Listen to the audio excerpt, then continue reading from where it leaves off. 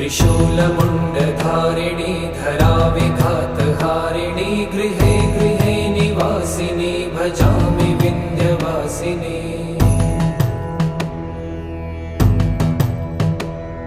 दरिद्रदुःखहारिणी सदा विभूतिकारिणी वियोगशोकहारिणी भजामि विन्ध्यवासिनी।